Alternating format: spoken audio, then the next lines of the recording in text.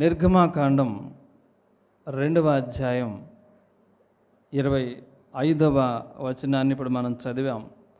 దేవుడు ఇశ్రాయేలీయులను చూచెను, దేవుడు వారి యందు లక్ష్యముంచెను. దేవుడు చూస్తారు, లక్ష్యముంచుతారు. దేవుడు అందరినీ చూస్తారు. కొంతమంది మీద లక్ష్యం ఉంచుతారు. లక్ష్యం ఉంచడం అంటే పర్టికులర్గా అలా చూస్తారు. నువ్వేం చేస్తున్నావు, ఎలా ఉన్నావు చూస్తారు. చూసి వారికి సహాయం చేస్తారు. అండ్ ఆయన అందరినీ చూస్తారుగా, అందరినీ చూస్తారు. నేను చూచుచున్న దేవుణ్ణి. హల్లెలూయా. ఆయన చూస్తారు, చూసి దృష్టి నిలుపుతారు. ఎవరి మీద దృష్టి నిలుపుతారు? ఆయన ప్రజల మీద ఆయన లక్ష్యముంచెను అంటే శ్రద్ధ, అలా చూశాను. హల్లెలూయా. నిర్గమాకాండం 2వ అధ్యాయం 11లో ఉంటుంది.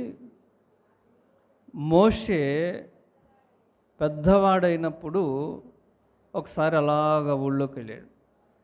యవనస్తుడు, రాజ్యాధికారం కలిగినటువంటి వాడు, బాగా చదువుకున్నటువంటి వాడు, విద్యావంతుడు మోషే. చూశాడు, అందరినీ చూశాడు. అక్కడ ఉన్న మంచి మాట, వారి భారమును చూచెను. మోషే వారి భారాన్ని చూశాడు, వాళ్ళ యొక్క బాధని చూశాడు, వాళ్ళ యొక్క కష్టాలని చూచాడు. చూసినటువంటి వ్యక్తి మామూలు వ్యక్తి కాదు. ఆయన రాజ్యాధికారం కలిగినటువంటి వాడు, ఆ యొక్క ఐగుప్తు తరపున యుద్ధాలు చేస్తున్నటువంటి వాడు, విద్యావంతుడు, యవనస్తుడు. కానీ ఏమీ చేయలేని పరిస్థితి, ఏమీ చేయలేనటువంటి, ఏదో చేయాలి, ఆ ప్రజల మీద లక్ష్యం ఉంచాడు. కానీ చెప్పాలి, ఏమీ చేయలేనటువంటి పరిస్థితి. ఏం చేయలేడు. కొన్నిసార్లు మనల్ని చాలామంది చూస్తారు, మిమ్మల్ని కూడా చాలామంది చూస్తారు. ఏదో వీళ్ళకి సహాయం చేస్తే బాగుండు అనుకుంటారు, కానీ ఏమీ చేయలేరు. హల్లెలూయా. కానీ దేవుడు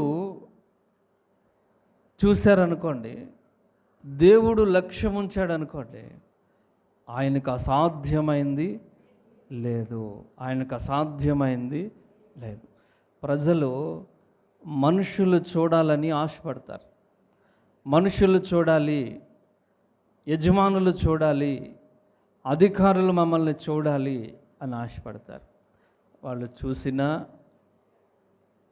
చాలా సందర్భాల్లో ఏమీ ప్రయోజనం ఉండదు, వాళ్ళు ఏమీ చేయలేరు. అందుకని దావీదు అంటారు, రాజులను నమ్ముకొనుట కంటే యెహోవాను ఆశ్రయించుట మేలు. రాజులను నమ్మటం కంటే అధికారులను నమ్మటం వ్యర్థం. వాళ్ళు ఏదో చేద్దాం అనుకుంటారు కానీ ఏమీ చేయలేరు. ఒకసారి యెరూషలేము గోడ మీద రాజుగారు అంటారు, దేవుడు సహాయము చేయనిదే నేనేమీ చేయలేను. హల్లెలూయా. రాజుగారు సహాయం చేయాలి అని ఆశించాడు. ఆయన రాజే, కానీ ఆయన అన్నాడు, పరిస్థితులు అనుకూలంగా లేవు, నేనేం చేయగలను, అయ్యో నేనేమి చేయలేకపోతున్నానే అని రాజుగారు ఆ బట్టలు చింపుకొని మోకరించి ఏడ్చాడు. హల్లెలూయా. కనుక మనం ఎవరి కళ్ళల్లో పడితే మంచిది, దేవుడు మనల్ని చూస్తేనే మంచిది. హల్లెలూయా. ఒక సందర్భాన్ని ఈ సమయంలో మీకు జ్ఞాపకం చేసి నేను కొంచెం ముందుకెళ్తాను. ఆదికాండం 16వ అధ్యాయంలో 11 నుంచి 13 వరకు చూస్తే అక్కడ ఒక సందర్భం రాయబడింది. ఒక సందర్భం, హాగరు అనేటువంటి ఒక స్త్రీ గురించి ఒక చిన్న. ఈ హాగరు ఇంట్లోంచి పారిపోతుంది. ఇంట్లో ఉండలేనటువంటి పరిస్థితులు, పారిపోతూ ఓ అరణ్యంలోనికి వెళ్ళి ఒక నీళ్ళు వాటర్ బాటిల్ తీసుకుని వెళ్ళిపోతూ అక్కడ కూర్చుని ఒక చోట కూర్చుని ఎక్కడికి వెళ్ళాలి, ఎలా వెళ్ళాలి అని ఆలోచన చేస్తాం. ఆవిడ పక్కనే ఉన్నటువంటి ఐగుప్తు నుంచి అబ్రహాం గారి దగ్గరికి వచ్చింది. ఆవిడ ఇప్పుడు ఆ ఇంట్లోంచి పారిపోతూ అరణ్యంలో ఒక చోట కూర్చుని ఏడుస్తా ఉంది. ఆమె గర్భవతి. ఏడుస్తూ ఉన్నప్పుడు అక్కడ యెహోవా దూత ప్రత్యక్షమయ్యాడు. ఆవిడ అన్యురాలు. అబ్రహాము కుటుంబాన్ని బట్టి ఆమె కూడా ప్రభువుని నమ్ముకొని ప్రభువుని ప్రార్థనలో ఉన్నటువంటి వ్యక్తి, అయితే దేవుని దూత మాట్లాడుతూ 11వ వచనంలో, ఇదిగో యెహోవా నీ మొర వినెను. ఇప్పుడు ఆవిడ చెప్తున్నారు, దేవదూత చెప్తున్నాడు, హాగరు నా మాట విను, ఇంట్లోంచి పారిపోవడం కరెక్ట్ కాదు, నీవు అసలే గర్భవతివి, నా మాట విను, వెనక్కి తిరిగి వెళ్ళు, నీ ఆలోచనలు అన్నీ కూడా మానేసేయి. ఆవిడేదో ఆలోచన కలిగి ఉంది, నీ ఆలోచనలు ఆఫ్ చేసేయి, నీ ఆలోచనలు మానేసి, నేను ఒక మాట చెప్తున్నాను, నీవు తిరిగి వెనక్కి వెళ్ళిపో, నీ యజమానురాలు అయినటువంటి సారా దగ్గరికి వెళ్ళు. ఏమండి ఆవిడేమోనండి నన్ను సరిగ్గా చూడట్లేదు, నన్నేం పట్టించుకోవట్లేదు, నన్ను మెడపెట్టి బయటికి గెంటేసింది అంటేనేమో ఆ దూత అంటాడు, అదే వచ్చింది, మరి అవన్నీ మానేసేయాలి, ఆమె చేతి కింద అణిగి ఉండు. కొన్నిసార్లు అణిగి ఉండాలి.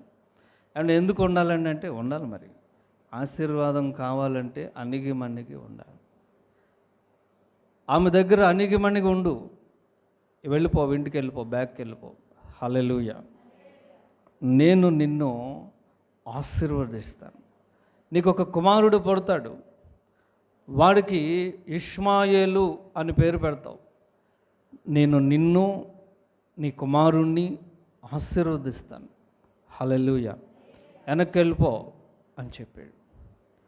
ఆవిడ కన్నీళ్ళు పెట్టుకొని దేవునికి స్తోత్రాలు చెబుతూ ఆ 13వ వచనములో చక్కని మాట చెప్పింది. చక్కని మాట చదవండి.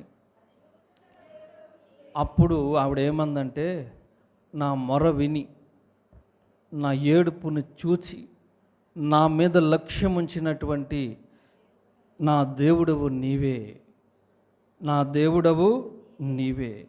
నేను ఇంతవరకు యెహోవా అంటే ఎవరో అనుకున్నాను, అబ్రహాము ప్రార్థన చేస్తూ ఉంటే ఏంటో అనుకున్నాను, చూచుచున్న దేవుడవు నీవే, నీవు చూస్తున్నటువంటి దేవుడివి, మాట్లాడిన దేవుడవు నీవే. ఈ దేవుడు ఎవరు అంటే ఆయన మొర విని చూచుచున్న దేవుడు. చూసి ఆమె మీద లక్ష్యం ఉంచారు, హల్లెలూయా, ఆయన లక్ష్యం ఉంచే దేవుడు, లక్ష్యం ఉంచారు. అందుకని ఆవిడ అంది, చూచుచున్న దేవుడవు నీవే. ఇప్పుడు మన దేవుడు ఎవరు? చూసేవాడు. చూసి అట్లా చూస్తూ ఉండిపోడు, ఆయన లక్ష్యం ఉంచుతాడు. లక్ష్యం ఉంచి వారి ఇబ్బందులలో నుండి లేవనెత్తేవాడు. హల్లెలూయా. ఇప్పుడు కొంతమంది ఉంటారు, ఆ మధ్య ఒకసారి ఒక చోట ఈ బట్టల షోరూములు ఉంటాయిగా, క్లాత్ షోరూములు ఉంటాయిగా, పెద్ద వాళ్ళు ఆ రోడ్డు మీదకి ఒక బొమ్మ పెట్టారు. ఒకడేమో షూట్ వేసుకుని ఉన్నాడు, పక్కనేమో ఒక అమ్మాయి ఏమో గౌన్ వేసుకుని ఉంది. ఎక్కడిది? ఓ సిటీలో. వాడేమో టోపీ పెట్టుకుని మంచి షూట్ వేసుకుని, నిజంగా మనిషిలాగే ఉంటారు కదా బొమ్మలు, బట్టలకు బొమ్మలు వేస్తారు, షూట్ వేసి ఇద్దరిని పెడితే, ఒకడు పొద్దుటే అడుక్కునే వాళ్ళు ఉంటారుగా, కొంచెం పెగ్గేసినట్టున్నాడు, ఆడి దగ్గర అడుగుతున్నాడు. ఎవరి దగ్గర? ఆ కోటోడి దగ్గర అడుగుతున్నాడు. వాళ్ళేమో కదలట్లా, ఆ బొమ్మ ఏమో ఇలా ఉంది, చెయ్యలో పెట్టి. ఆడు ఏమన్నా వేస్తాడేమో, షూట్ కూడా వేసాడు అని ఈడు అడుక్కునేవాడు. ఆడి దగ్గర ఇట్ట పెడితే ఆడేం మాట్లాడతాడు. సరే ఈడు సరిగ్గా కదలట్లేదు, అమ్మాయి దగ్గరికి వెళ్దాం నా పక్కకి వెళ్ళాడు. అక్కడికి వెళ్ళి అడుగుతున్నాడు, అరుస్తున్నాడు, బాబాయ్ అంటున్నాడు, అది అంటున్నాడు, ఇది అంటున్నాడు. ఆ అమ్మాయి కూడా ఏమీ కదలట్లా. అది అయిపోయిందా, మళ్ళీ ఇటు పక్కకు వస్తున్నాడు. అర్థమవుతుందా మీకు? ఎంత అడిగినా వాళ్ళు ఎట్ట కదులుతారు వాళ్ళు. మనకు తెలిసాడు కదలడు, మెదలడు. ఆడు కళ్ళు చూస్తున్నట్టే ఉంటాయి. బొమ్మట్లు పెట్టి వాళ్ళు చూస్తున్నట్టే ఉంటాయి. చూస్తాడా వాడు? చూడ్డు. మాట్లాడతాడా? ఆడు ఎంతసేపు అడిగినా కదలడు, మెదలడు. ఆడికి ఇంక నీరసం వచ్చేదాకా అడిగి వెళ్ళిపోయాడు. అడిగి అటు చుట్టూ తిరిగి వెళ్ళిపోయాడు. హల్లెలూయా. కనుక మనం ఆరాధిస్తున్నటువంటి దేవుడు చూచేవాడు, చూస్తాడు. చూసి ఊరుకుంటాడా? లక్ష్యం ఉంచుతాడు. లక్ష్యం ఉంచి ఆయన మాట్లాడే దేవుడు. ఈ హాగరు ఇంట్లోంచి పారిపోతుంది. కొన్నిసార్లు మనం కొన్ని రాంగు నిర్ణయాలు తీసుకుంటారు. పిల్లలు కూడా అంతే, రాంగు నిర్ణయాలు తీసుకుంటారు. అంటే ఆవేశంలో, ఈ షార్ట్ టెంపర్లో రకరకాలు ఉంటాయిగా. మీకు గాలిపటం గురించి చెప్పాగా. గాలిపటం ఆకాశంలో అలా ఎగురుతూ ఉంటేనో గాలిపటం అనుకుంటుందంట ఈ కిందోడు లాగుతూ ఉంటాడుగా తాడెట్టి. ఈ దరిద్రుడు ఎవడు? తాడెట్టుకు లాగేవాడు. నన్ను తాడేసి బంధించి లాగుతాడు, సరిగ్గా ఎగరనివ్వడు. నన్ను కానీ వదిలేస్తే ఆహా ఆకాశంలో అలా ఎగిరిపోతాను అనుకుంటుందంట. అది ఎంతసేపు ఎవరిని తిట్టుకుంటుంది? ఈ లాగేవాడిని, దారాన్ని తిట్టుకుంటుంది. దారం తెగిపోయింది దారం. ఎక్కడుంటుంది అది? గాలిపటం ఎక్కడుంటుంది చెప్పండి అండి? ఏ ముళ్ళల్లోనో చిక్కిపోదు. అప్పుడు ఏడుస్తుందంట, అరే తాడుంటేనే బాగుంది, ఎగిరేవాడిని, తాడుంటే ఎగిరేవాడిని, ముళ్ళల్లో చిక్కుపోయాను, చిరిగిపోద్దుగా, ముళ్ళల్లో చిగురుకున్నాను, ఇంకా ఏమంటారు దాన్ని, కుక్కలు చింపినా అంతే. తల్లిదండ్రులు తాడు లాంటి వాళ్ళు పిల్లల్ని అట్లా లాగుతూ ఉంటారు. అరే అట్లా వెళ్ళకూడదు, ఇట్లా కదలకూడదు.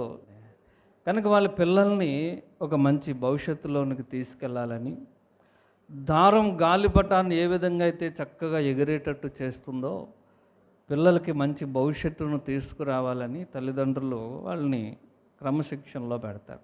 కానీ వాళ్ళు అనుకుంటారు, ఈ అమ్మ నాన్న ఎప్పుడు ఇంతే ఇల్లు, నన్ను తొక్కేస్తున్నారు, నన్ను ఎదగనివ్వట్లేదు, నన్ను కానీ వదిలేస్తే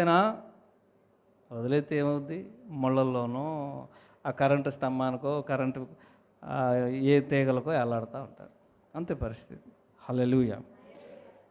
దేవుడు అంటారు, అందుకే నేను మిమ్మల్ని క్రమశిక్షణలో పెడతాను. ప్రభు వాక్యం చెబుతుంది కదా, ఆయన శిక్షను తృణీకరించకము. దేవుడు కొన్నిసార్లు మనల్ని శిక్షిస్తారు. ఎందుకు శిక్షణ అవసరం? లేకపోతే తెగిన గాలిపటంలో ఏ ముళ్ళల్లోనో చిక్కుకుపోతాం. అందుకని దేవుడు కొన్నిసార్లు మన జీవితాల్లో శిక్షణలో నుంచి నడిపిస్తారు. హల్లెలూయా. ఒకసారి అందరూ హల్లెలూయా చెప్పండి, గట్టిగా చెప్పండి, కొంచెం గట్టిగా చెప్పండి. హాగరు నా దేవుడు నేను ఏడుస్తూ ఉన్నప్పుడు నా మొర విని నన్ను చూడడానికి వచ్చాడు. ఆయన చూచారు. చూచుచున్న దేవుడవు నీవే అని నేను పేరు పెట్టాను. అంతేకాదు ఆయన నాతో మాట్లాడారు. మాట్లాడిన దేవుడు ఆయనే, నాతో మాట్లాడిన దేవుడు ఆయనే. ఆయన లక్ష్యం ఉంచారు. హాగరు మీద ఆయన లక్ష్యం ఉంచారు. హల్లెలూయా. ఈరోజు ప్రభు మిమ్మల్ని చూస్తున్నారు. దేవుడు ఆయన ప్రజలను చూచెను, వారి యందు లక్ష్యం ఉంచెను. ఈరోజు ప్రభు నిన్ను చూశారు. ఈ మధ్యాహ్నం ప్రభు నీ మీద లక్ష్యం ఉంచారు. ఎందుకు? ఆయన నిన్ను ఆరోగ్యం ఇవ్వాలని ఆయన నీ మీద లక్ష్యం ఉంచారు. ఆయన నిన్ను ఆశీర్వదించాలని ఆయన నీ మీద లక్ష్యం ఉంచారు. నీ జీవితంలో అద్భుతాలు చేయాలని ఆయన నీ మీద లక్ష్యం ఉంచారు. అందుకని ఆమెకు ఏం చెప్తున్నారు, నువ్వు వెనక్కి వెళ్ళాలి, నీ యజమానురాలు చేతి కింద అణిగి ఉండాలి. అది ఆవిడకి చాలా కష్టమా కాదా? ఆవిడ ఇంట్లోంచి బయటకు వచ్చేస్తుంది. బయటకు వచ్చేటప్పుడు చెప్పింది, ఇదిగో సావన్నా చేస్తాను కానీ నీ ఇంటికి మాత్రం రా. ఎవరికి చెప్పింది చెప్పండి అండి? సారాకి చెప్పింది. సారా దగ్గర పనిచేస్తుంది ఆవిడ. ఇద్దరికి పళ్ళ వెళ్ళిపోతుంది. ఇప్పుడు ఏం చెప్పింది? ఇప్పుడు నీ బాధలు నేను పడలేను కానీ ఆవిడ కొంచెం బాధలు పెట్టింది.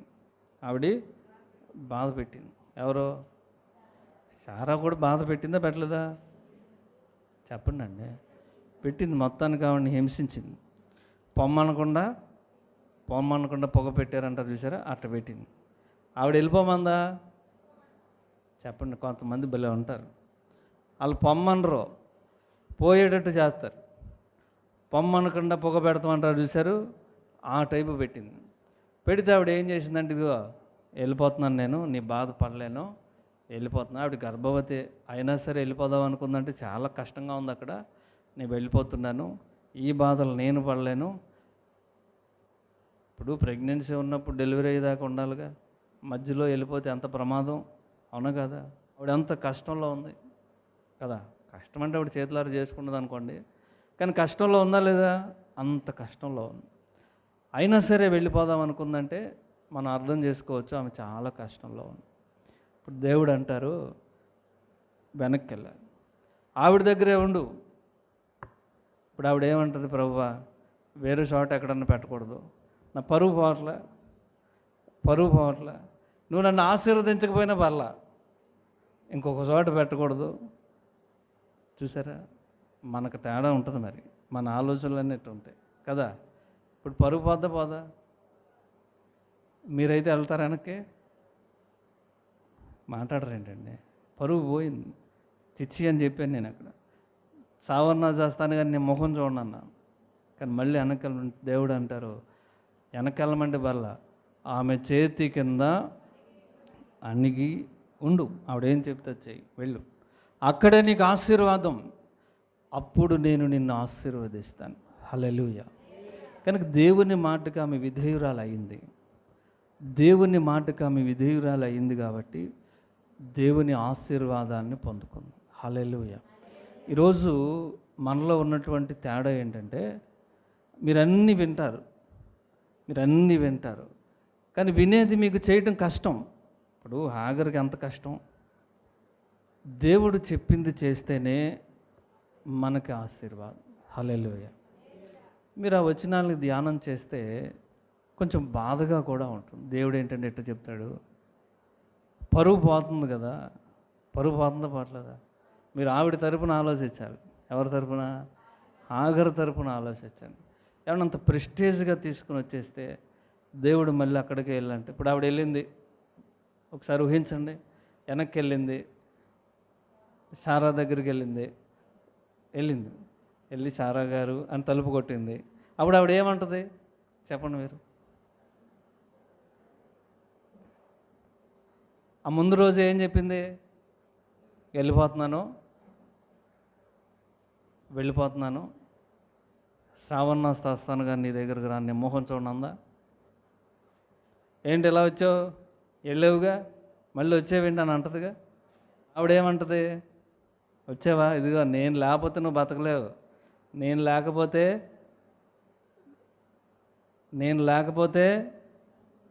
ఆ కాళ్ళు ఎగరేస్తుందిగా.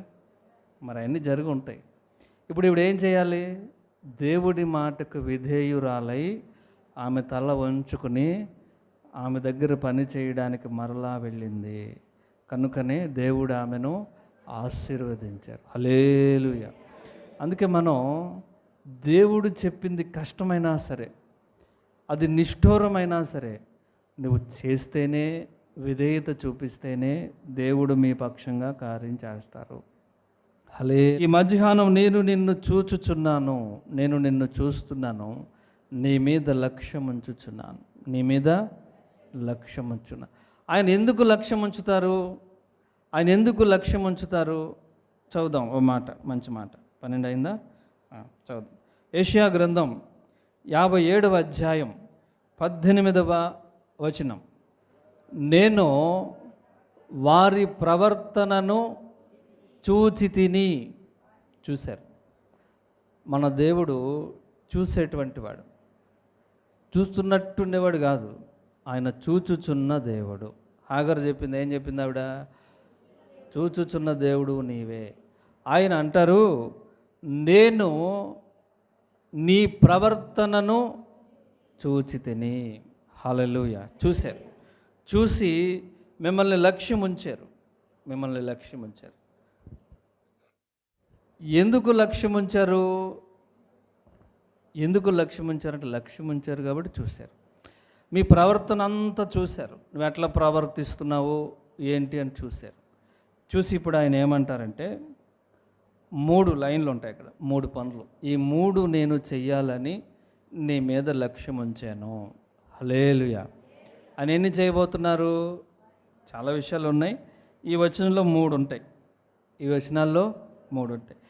ఎందుకు ఆయన లక్ష్యం ఉంచారంటే, నేను వారిని స్వస్థపరచుచున్నాను, స్వస్థపరచుదును. హల్లెలూయా. నేను వారికి ఆరోగ్యమును దయచేయాలని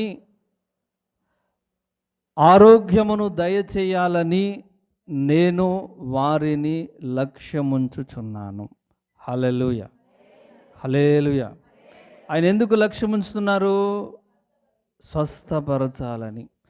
ఆయన నీ మంచి ప్రవర్తనను చూచి, నీ మంచి ప్రవర్తనను చూచి ఆయన నిన్ను స్వస్థపరచాలని లక్ష్యం ఉంచుచున్నారు. మంచి ప్రవర్తన. హల్లెలూయా. మీరు ఎట్లా ప్రవర్తిస్తున్నారు అనేది ఆయన చూస్తున్నారు. హాగర్ను కూడా చూశారు ఆయన. హాగరు ప్రవర్తన అంతా చూసి, అందుకే ఆయన అన్నారుగా, నువ్వు వెనక్కెళ్ళి జాగ్రత్తగా ఆవిడ దగ్గర ఉండు అని చెప్పారు. హల్లెలూయా. ఆయన నీ మంచి ప్రవర్తనను చూచి నిన్ను స్వస్థపరచాలని నీ మీద లక్ష్యం ఉంచారు. హల్లెలూయా. ఈ మధ్యాహ్నం నీ మంచి ప్రవర్తనను బట్టి ఆయన నిన్ను స్వస్థపరచునుగాక. హల్లెలూయా. మత్తయి సువార్త 4వ అధ్యాయం 24లో మంచి మాట ఉంటుంది. ఆయన వారిని స్వస్థపరిచెను. ఆయన స్వస్థపరిచే దేవుడు, యేసయ్య ఆరోగ్యం ఇచ్చే దేవుడు. చదువుదాం, ఆ మాట చదువుదాం. 4:24. నానా విధములైన రోగముల చేతను వేదనల చేతను పీడించబడుతున్నటువంటి వ్యాధగ్రస్తులందరినీ, దయ్యాలు పట్టినటువంటి వారిని, చాంద్ర రోగులను, పక్షవాయువు గల రోగులను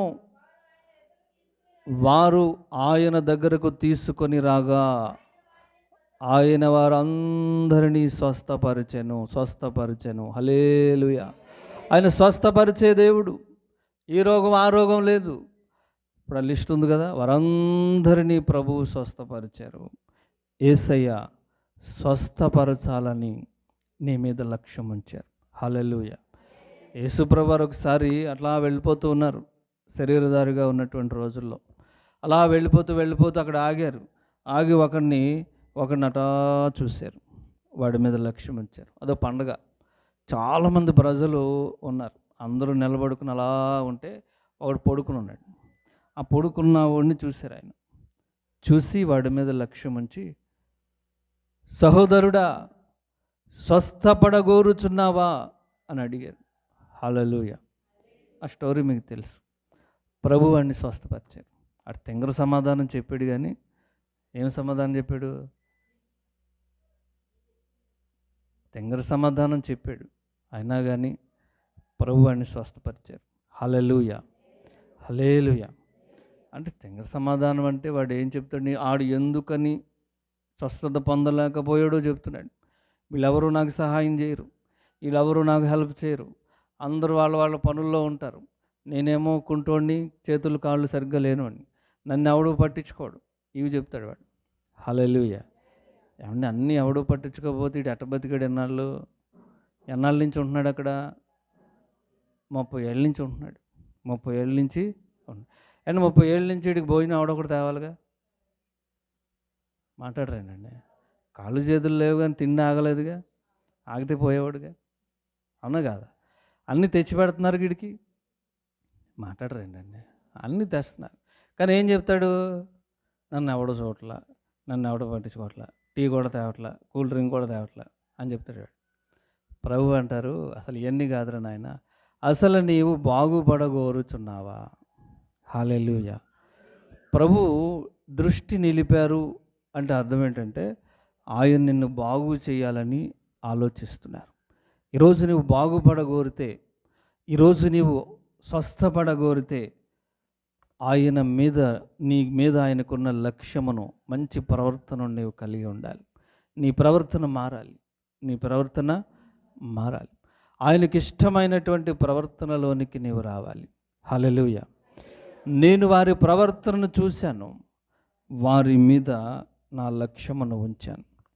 యెషయా గ్రంథం 33:24 నిన్న మొన్న చదివాం మనం. అక్కడేముంది? వారిలో ఒకడును నా దేహములో బాగులేదు అన్నాడు. మందిరములో నివసించేవాళ్ళు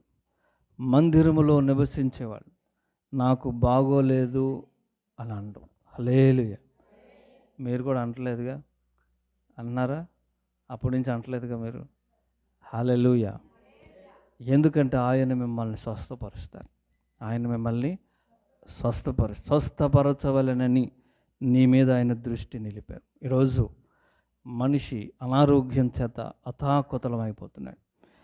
కనుక ప్రభు అంటారు, నేను మిమ్మల్ని బాగు చేయుదును, నేను మిమ్మల్ని బాగు చేస్తాను. హల్లెలూయా. కనుక ఆయన మిమ్మల్ని చూచెను, దేవుడు వారి యందు లక్ష్యం ఉంచారు. ఆయన మీ మీద లక్ష్యం ఉంచారు.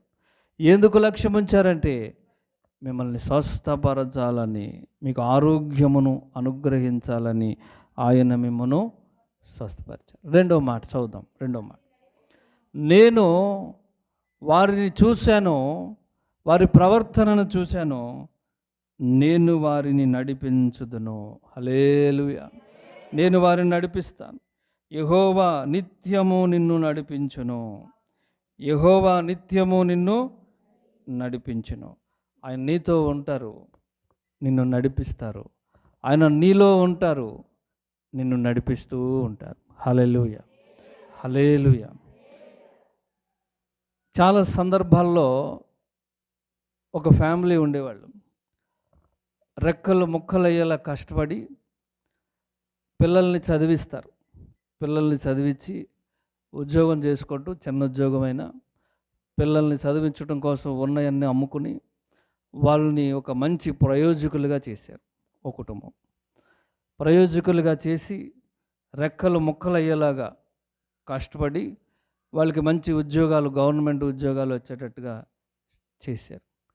చేసిన తర్వాత ఆయన రిటైర్ అయ్యాడు. రిటైర్ అయిన తర్వాత ఆయనకి ఆస్తమా టైపు వ్యాధి వచ్చి ఆస్తమాను దగ్గుతూ ఉండేవాడు. అందుకనే పిల్లలు ఇంట్లో ఉంటే మన పిల్లలకు వచ్చేద్ది, ఇంట్లో ఉంటే మన పిల్లలకు వచ్చేద్దని తండ్రిని దూరంగా పాకేసి అక్కడ పెట్టారు. ఆ ఇల్లు ఎవరిది? ఆయన్ని సంపాదించాడు, పిల్లల్ని కష్టపడ్డాడు, మంచి ఇల్లు కట్టుకున్నాడు, ఆస్తులన్నీ అమ్ముకుని అప్పులు చేసుకుని పిల్లల్ని చదివించుకుని వాళ్ళని ఒక ప్రయోజకులుగా మంచి ఉద్యోగాల్లో పెట్టాడు. ఇప్పుడు వాళ్ళు ఈ తండ్రిని చూడట్లేదు. ఒక దేవుడు అంటారు, ఏడిస్తే మనం ఏం చేస్తాం, మన చేతులు ఏమీ లేదు. ప్రజలు నిన్ను లక్ష్య పెట్టరు. నీ ఆరోగ్యం ఉన్నంత వరకు, నీకు సంపాదన ఉన్నంత వరకు నీ దగ్గర అందరూ ఉంటారు. నిన్ను నీ పిల్లలు లక్ష్య పెట్టరు, బంధువులు లక్ష్య పెట్టకపోవచ్చు. నీ దగ్గర ఏమీ లేదనుకోండి, ఎవడు నిన్ను లక్ష్య పెట్టడు, నిన్ను నడిపించడానికి ఎవడు రాడు. యోబు అంటారు, నేను బాగున్నప్పుడు అనేక మందిని నడిపించాను, నేను బాగున్నప్పుడు అందరికీ నా డబ్బులు ఇచ్చాను, ఆహారం లేని వాడికి ఆహారం పెట్టాను, కుంటివాడికి నేను కాలయ్యాను, గుడ్డివాడికి కన్నులయ్యాను, రాత్రి వాళ్ళు చలిలో ఉంటే వాళ్ళకి దుప్పట్లు ఇచ్చాను. కానీ ఈరోజు నేను బాగోకపోతే, ఈరోజు నాకు బాగోకపోతే వాడే నవ్వుతున్నాడు. ఎవరికైతే నేను సహాయం చేసిన వాడు నన్ను నవ్వుతున్నాడు. కనుక ఇది సర్వసాధారణంగా లోకంలో జరిగేటువంటి విషయాలు. దేవుడు అందరూ నిన్ను విడిచిపెడతారు, అయితే ప్రభు అంటారు నేను నిన్ను విడిచిపెట్టను. హల్లెలూయా. ఈ వాక్యం ఏం చెప్తా? ఎవరు నిన్ను విడిచినా నేను విడువను, ఎవరు నిన్ను వదిలిపెట్టినా నేను వదలను, నేను నిన్ను నడిపిస్తాను. యెహోవా నిన్ను నిత్యము నడిపించును, వృద్ధాప్యం వరకు, నెరసిన వెంట్రుకల వరకు నీతో ఉండేవాడు నీ దేవుడైన యెహోవాయే. హల్లెలూయా, హల్లెలూయా, హల్లెలూయా. యేసయ్య నిన్ను నిత్యము నడిపించును, నిత్యము నడిపించును. వాక్యం అదే, యెహోవా నిన్ను నిత్యము నడిపించిన. నిత్యము నడిపించడం అంటే ఇదే. వృద్ధాప్యంలో నిన్ను ఎవరు నడిపించరు. ఇప్పుడు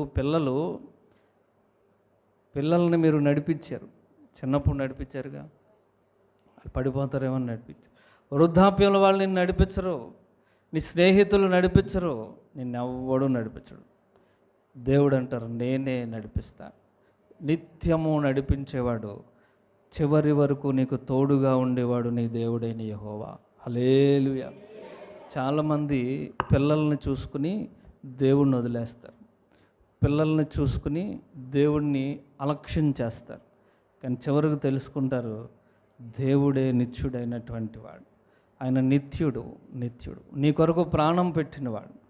ఆయన అంటారు నేను నిన్ను నడిపిస్తాను, నేను నిన్ను విడువను, ఎడబాయనని చెప్పినటువంటి వాడు. ఆయన నిత్యము నిన్ను నడిపిస్తాడు. ఏమన్నా ఆయనకి వేరే పనే ఉండదా? ఎవరికి? దేవుడికి వేరే పనే ఉండదా? ఆ నిత్యము నడిపిస్తాడా? ఆయనకి వేరే పనేం లేదా అంటే ఆయన అంటారు నాకు ఇంకేం పని ఉంది? ఆయన ఉద్యోగం చేయాలా? ఆయన దేవుడు ఆయన ఉద్యోగం చేయాలా? జీతం సంపాదించాలా? చెప్పండి అండి. ఆయనకేం పని లేదు, దేవుడు నిన్నే చూస్తున్నాడు. అందుకే యోబు గ్రంథంలో మంచి మాట, నిత్యము నీవు అతన్ని చూడనేలా, నిత్యము అతన్ని చూడనేలా. నిత్యము ప్రభు మనల్ని చూస్తున్నాడు. ఆయనకి ఏం పని ఉంది? ఏం పని లేదు. మనతో ఉండటమే ఆయన పని, మనల్ని నడిపించటమే ఆయన పని, మనల్ని ఆయనలో చేర్చుకోవటమే ఆయన పని. హల్లెలూయా, హల్లెలూయా. కనుక ఆయన నీ ప్రవర్తనను చూస్తున్నాడు, నీ ప్రవర్తనను చూస్తున్నాడు. ఒకని ప్రవర్తన ఆయనకు ప్రీతికరముగా ఉండిన ఎడల ఆయన నిన్ను చూచును అని ఉంటుంది. ఆ వచనం కూడా మీకు తర్వాత చదివిస్తాను. ఆయన ప్రవర్తనను చూస్తారు, మంచి ప్రవర్తన. నీకేముండాలి? మంచి ప్రవర్తన. ఒకవేళ మంచి ప్రవర్తన లేకపోతే నీ ప్రవర్తనను మార్చుకోవాలి. ఏమన్నా నేను మార్చుకోనండి, ఇట్లాగే ఉంటానండి అనుకుంటే నేను ఎవరు ఏం చేయలేరు. కొంతమంది అంతే, వాళ్ళ జీవితాలు అంతే. హల్లెలూయా, హల్లెలూయా. ఇంకొక మాట కూడా చెప్తాను. 12:20 అవుతుంది, 12:30 కల్లా ముగిస్తాను. ఇంకొక మాట ఏముంది? వారిలో దుఃఖించు వారిని వాదార్చును. హల్లెలూయా, హల్లెలూయా. దుఃఖించే వాళ్ళని ఆయన వాదారుస్తారు. ఆయన నిన్ను చూశారు, ఆయన నీ మీద లక్ష్యం ఉంచారు, నిన్ను వాదారుస్తారు. హల్లెలూయా. దుఃఖంలో ఉన్నవాడికి వాదార్పు అవసరం,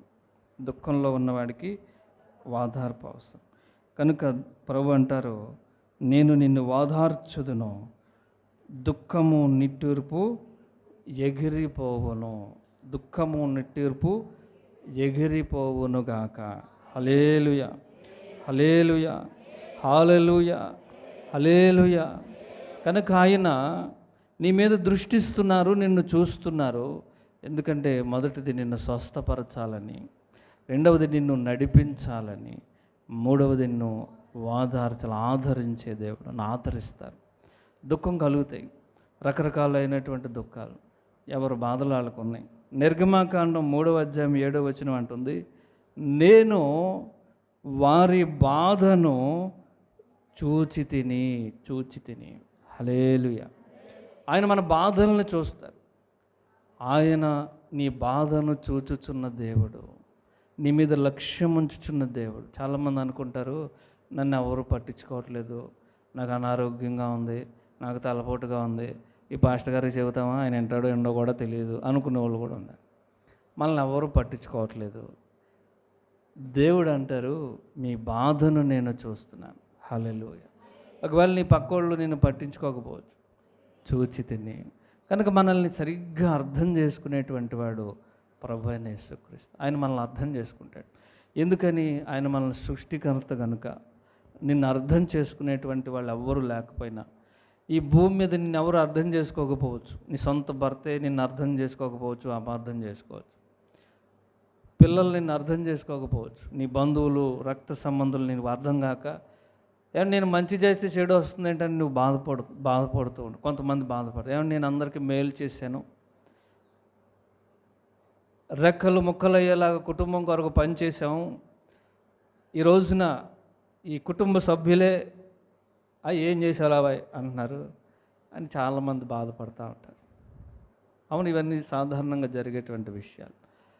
ఎందుకంటే వాళ్ళు నిన్ను అర్థం చేసుకోరు. కానీ ప్రభు అంటారు, నేను నిన్ను చూశాను, నిశ్చయముగా నేను నీ బాధను చూసి దిగి వచ్చి తిని నేను నీకు సహాయం చేస్తాను. హల్లెలూయా. కనుక మన దేవుడు నీ బాధను చూసినటువంటి వాడు, నిన్ను చూసి నీ మీద లక్ష్యం ఉంచినటువంటి వాడు. ఆయన అంటారు, నిన్ను నేను స్వస్థపరచుదును, నేను నిన్ను నడిపిస్తాను, నీ బాధలో నేను నీకు ఓదార్పును దయచేస్తాను, నిన్ను ఆదరిస్తాను. హల్లెలూయా, హల్లెలూయా, హల్లెలూయా. నేను నీ ప్రవర్తనను చూస్తున్నాను, నీ ప్రవర్తనను ఇంకొక మాట చదివి నేను ముగిస్తాను. సామెతల గ్రంథం 16:7 ఉంటుంది, ఒకని ప్రవర్తన దేవునికి ప్రీతికరముగా ఉంటే నీకు శత్రువులుగా ఉన్నటువంటి ప్రతి దానిని ఆయన నీకు మిత్రులుగా చేస్తారు. నీకు ఆరోగ్యం శత్రువు అయిపోయిందా, నీకు మిత్రులుగా చేస్తారు. అన్నిటినీ మిమ్మకు సమకూరుస్తారు ఆయన. నీ ప్రవర్తన దేవునికి ఇష్టముగా మారిపోవాలి. హల్లెలూయా. కాబట్టి మన ప్రవర్తనను మార్చుకోవాలి. దేవునికి ఇష్టంగా లేకుండా మన ప్రవర్తన ఏమన్నా ఉంటే మనం మార్చుకోవాలి. హల్లెలూయా. కనుక ఆయన నిన్ను నడిపిస్తారు, స్వస్థపరుస్తారు, ఆదరిస్తారు. నీ బాధలను ఆయన చూస్తున్నారు. చూచుచున్న దేవుడవు నీవే, చూచుచున్న దేవుడవు, చెప్పాలందరూ, చూచుచున్న దేవుడవు నీవే. దేవుడు ఆయన ప్రజలను చూచెను, దేవుడు వారి యందు లక్ష్యం ఉంచెను. ఆయన లక్ష్యం ఉంచుతారు. తనని మనం మార్చుకోవాలి. ప్రవర్తన బాగుంటే ఓకే, దేవునికి స్తోత్రం. లేకపోతే దేవునికి ప్రీతికరంగా లేకపోతే మీ ప్రవర్తనను మీరు మార్చుకోవాలి. దేవుడు మిమ్మును స్వస్థపరచునుగాక, దేవుడు మిమ్మును నడిపించునుగాక, ఆయన మీ దుఃఖమును ఓదార్చునుగాక, మీ దుఃఖము నిట్టూర్పు యేసు నామములో ఎగిరిపోవునుగాక, ఆయన మీ మీద లక్ష్యం ఉంచునుగాక. ఆమేన్, ఆమేన్, ఆమేన్.